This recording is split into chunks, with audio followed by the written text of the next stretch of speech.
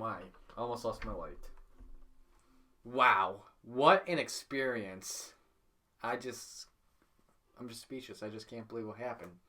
How's it going, everyone? Marty here. Hope you're having a great day so far. And holy cow, yesterday at Global at the Glen was definitely a NASCAR experience that I will never forget.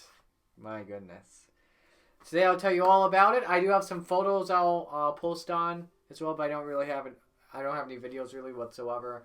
And I do have some audio clips I'll share with you guys. Some of them I shared, some of them I put on the radio, some of them I did not, but I'll keep though for you guys, for your guys' purpose. So I arrived at the track at around, I want to say probably about 10 o'clock in the morning. I have about a 2 hour drive from my house to Watkins Glen. And first thing I had to do was go to the registration office to go pick up my credentials. So my media credential, my garage pass, and my parking pass. So I had my radio landed with me, and along with my garage pass. Let me see if I can get this in focus for you guys. I don't know why I got a cold pass.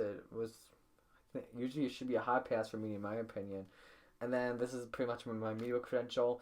The stickers here. This one here is for the media center, and this one down here is for Gatorade Victory Lane. I think H is for hospitality. Same with these other things. I should look them up though. I don't. But yeah, this was pretty much my media credential for the single race. A lot of the other people in there, they pretty much just had a basic hard card with the media on it. And then this was my parking pass to get in to the Media 2 lot. I then checked into the media center, into what they called a deadline room. So when I went inside the media center, pretty much there were probably 5 rows. And by rows, I mean they were not parallel to the stage, but perpendicular to the stage. So they're all like a vertical area where the stage faces the media or pretty much the press. I sat in around the middle, and I was pretty much close to the front, I'd say, as well. In the media center, I was able to sit near Lee Spencer from RacingBoys.com. Some of the guys from Front Stretch, Chris Knight from Catch Fence, they all pretty much sat in the same little row I was in. And then in a row next to me, there was Nate Ryan and Dustin Long of NBC Sports, and then Bob Chris of Fox Sports. And by the way, everyone's wondering, no, Jeff Gluck was not there. I was able to sit down at my area. I didn't have a designated seat, so I was just able to find a seat. I would probably see the entire media center that yesterday was probably 50% packed. But I'm surprised, though, there were not a lot of more local media there. Because Watkins Glen is usually a big race, and it was actually I think it was the 5th consecutive year they sold out, from what I read as well. So when I took my seat, they actually had something pretty cool in front of me. Besides the desk, they had if you plugged in headphones as well. If you had this special the special phones jack, which I didn't have, I think it's a good idea for me to take in the future. You would be able to have specific stuff going through your speakers. It's pretty much either the NBC Sports feed if they were live, but then if they were in commercial break, they'd go over to the track feed, which would be the combination of MRN and the ISM vision. But you could turn it on, you could have it fully on TV with the commercials, fully on MRN, more than a little bit, or fully on the press feed, so you hear it through your speakers. And then they had a little Ethernet cable access, but they had wireless media access, which I used. And also in there, they give you, they don't really give you, but you have to go grab them. They have a little press area with like a collection of papers, I'd say, from previous practice speeds, qualifying. Some things that could give you good storylines or good quotes headed into the race day, something that you could use for your packages, pretty much. So then upstairs, probably around 11 o'clock, so probably about 30 minutes to an hour after I got there, after I got into the media center, what I did was, before it happened, I was editing my videos. When it was 11 o'clock, I went up to I think it was the driver's meeting area, but it's known as the Great Room in the media center. Denny Hamlin was doing some sort of FedEx Cures thing with children, and afterwards he would be doing a pre-race media scrum. So it was me, some other young reporter that covers racing on a regular basis, and then Claire B. Lang of SiriusXM. So this was the question that I asked. With your win back in 2016 here at the Glen and your win last week at Pocono, how important is it to keep this success this weekend? It's important. We've got to keep the momentum going. We're really fast right now. We're executing really well. I just want to keep this momentum going because it is going so well each and every week now. And when I got there as well, I did have some nerves, but but then I pretty much got used to it. This was my first time as a media member asking a NASCAR driver a question. So Denny Hamlin, I hope you remember that. And then I decided to take another walk around the entire area. I decided to go into the garage area and see all the cars, take pictures of all of them. And I actually plan on meeting up with someone that my boss at the Batavia Muck Dogs knows. By the way, shout to him because he did my music for me because we had a game that day. I'm looking for the marketing director. And funny thing, she was actually outside the hauler. So I'm like, I think you know my boss. So we talked a little bit.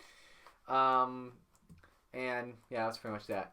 So after that got done, the media thing about it lasted about like 15-30 minutes. I think around maybe 12:15ish, I then decided to go over to the MRN trailer, which is all the way up in the S's. The media center is it's right above Gatorade Victory Lane.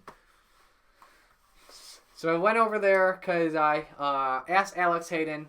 For those you guys don't know, I've been networking with him a lot lately, hopefully to get an MRN job.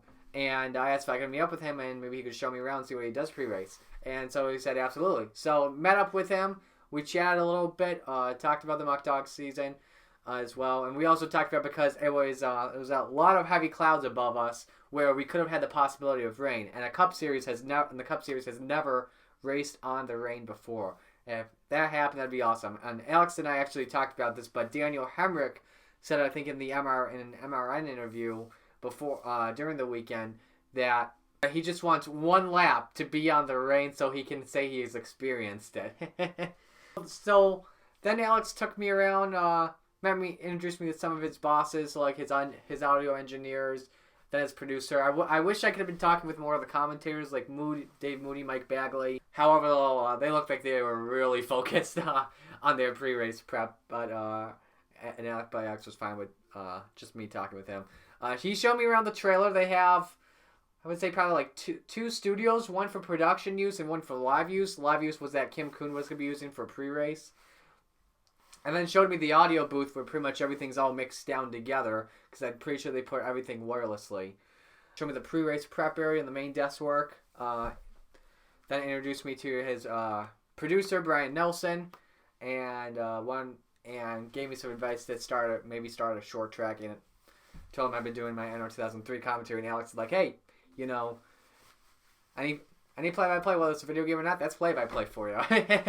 He showed me all the equipment they use as well. So like the headsets they have set up with microphones. Now for those of you guys that sometimes wonder about like some races that their mic flags they have the MRN logo on it. They also have the O'Reilly logo on it. There's specific tracks that O'Reilly sponsors apparently where they have to use that mic flag with the O'Reilly logo on it. I thought that was like something where like the pit reporters were sponsored by O'Reilly every race, but no, it's a track thing apparently.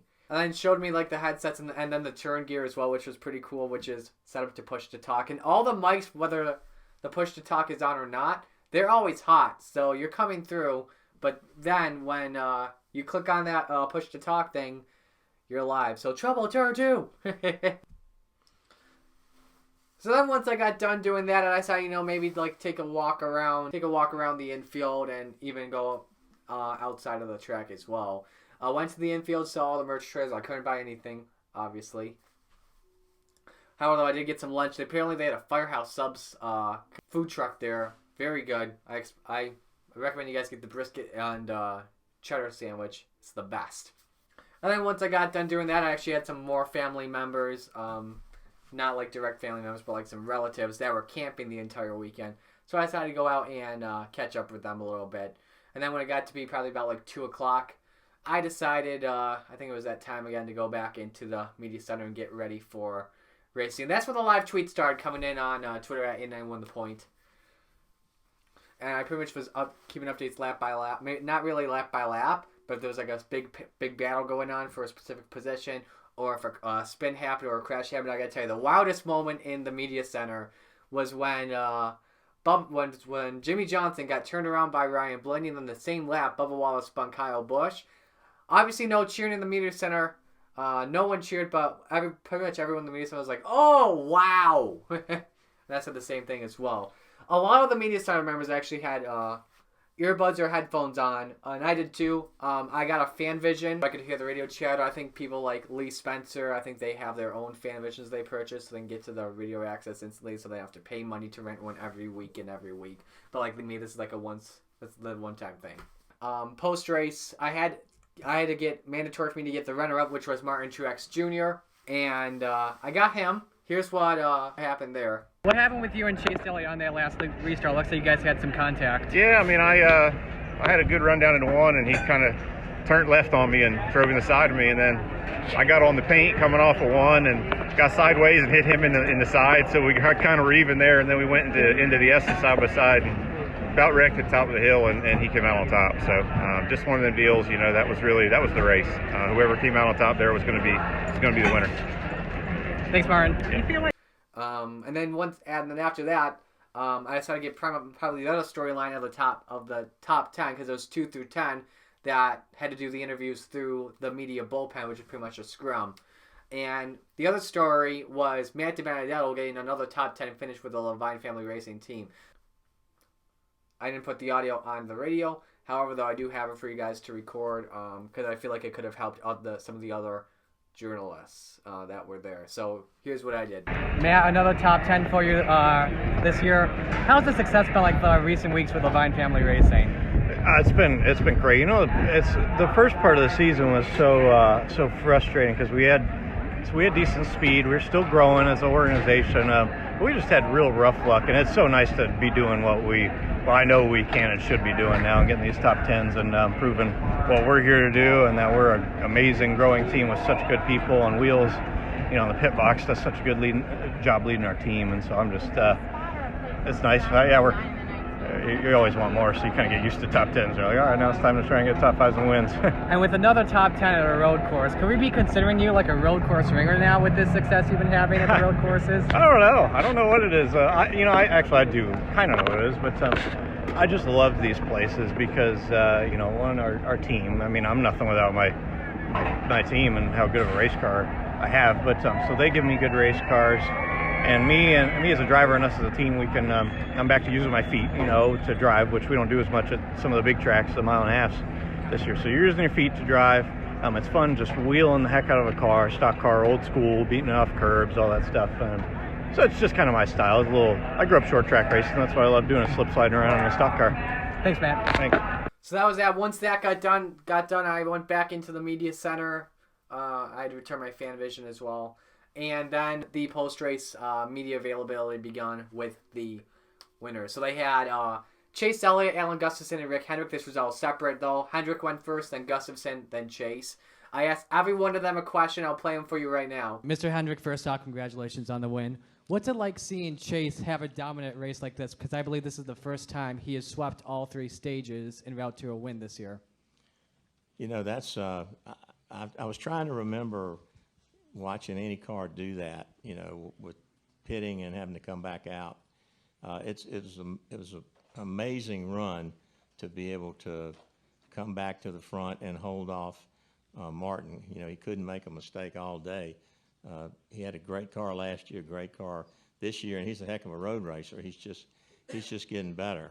Anytime you can lead all the laps in a race and end up winning, that's kind of like whipped cream and a cherry. You don't get to do that very often. I can't, in all my 35 years, I don't think there's been many of those. Alan, first off, congratulations on the win. Were the nerves more, less, or the same compared to last year? Because last year you're worried about fuel mileage, and then this year you're concerned about a flat tire.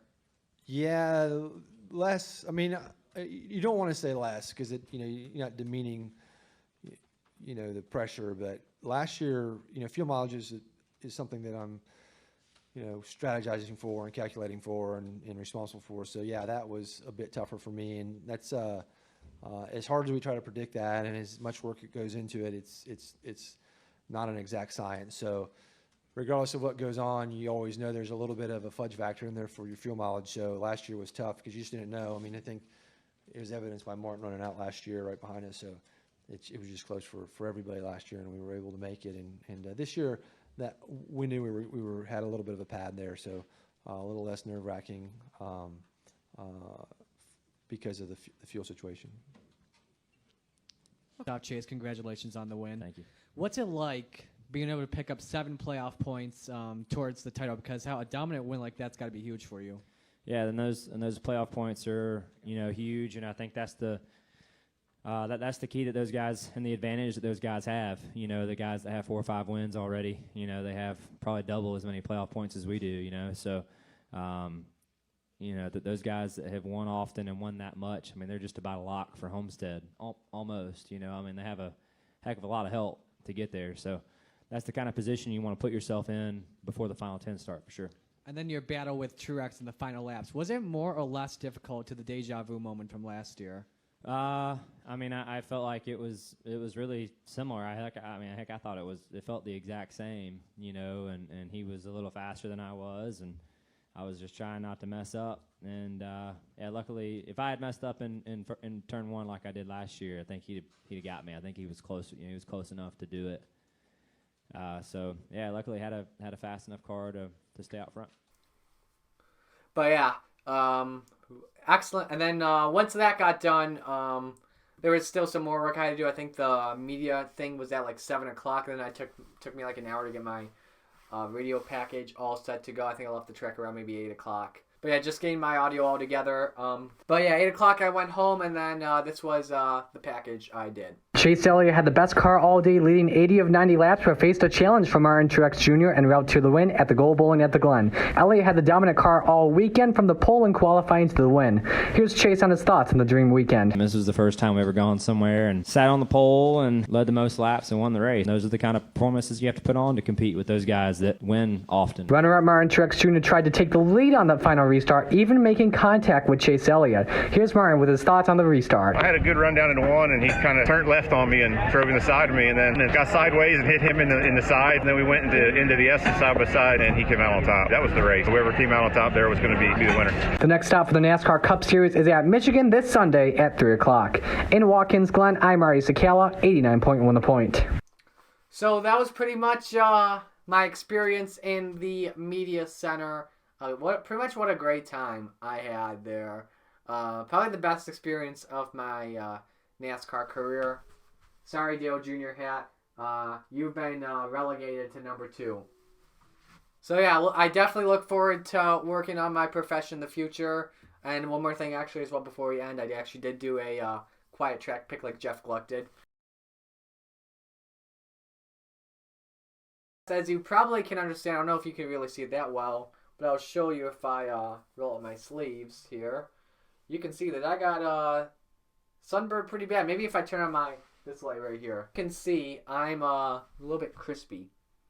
But I know the camera makes me look pale. So the camera makes me look better though, luckily. So if you guys enjoyed the video, leave a like, comment, and subscribe. Thank you all for watching. It's Marty. See you guys in the next video, and until then, peace out. Woo!